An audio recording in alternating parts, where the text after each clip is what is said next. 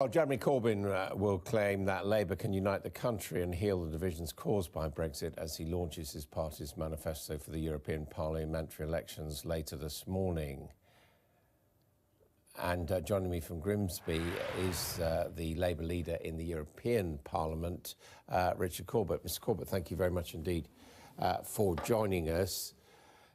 Is the official position, the manifesto position of the Labour Party, sufficiently pro-European for your tastes? It sets out all the things that Labour MEPs would like to achieve in the European Parliament for however long we are there, and there's a lot of things that can be done at that level. Not every political battle is fought at national level. Some are fought at local level, some are fought at European level, and there's a lot to be done at that level. And is Labour, on the basic question of Brexit, what is it saying to the voters? That it will seek to deliver Brexit or it will seek to review it? We're against leaving without a deal. We're against leaving with a bad deal, and it's a bad deal that we have on the table in front of us at the moment. And rather than let that happen, we would put that back to the people. But would you, in any circumstances, support simply revoking or reversing the decision to leave the EU? No, it would have to be the people that do that. Politicians shouldn't do it. Only the people can decide to change their mind if they wish to do so. And that would be on the basis of the government putting any deal that it reaches to the people. We've said very clearly since our party conference in Liverpool, if the government is so confident that its deal is a good one, it should not be afraid, those were our words, it should not be afraid to put it back to the public. So does that mean that other referendum, new referendum, would have to be part of any agreement between the Labour and Conservative leadership in the present talks?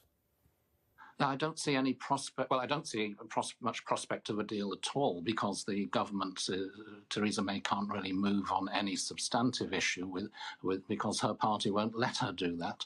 But if there were somehow miraculously a deal on the substance, I don't think it would get through the House of Commons without it being attached to the test of being put back to the public. And rightly so, because Brexit is turning out to be so completely different from what was promised by the Leave campaign 3 years ago.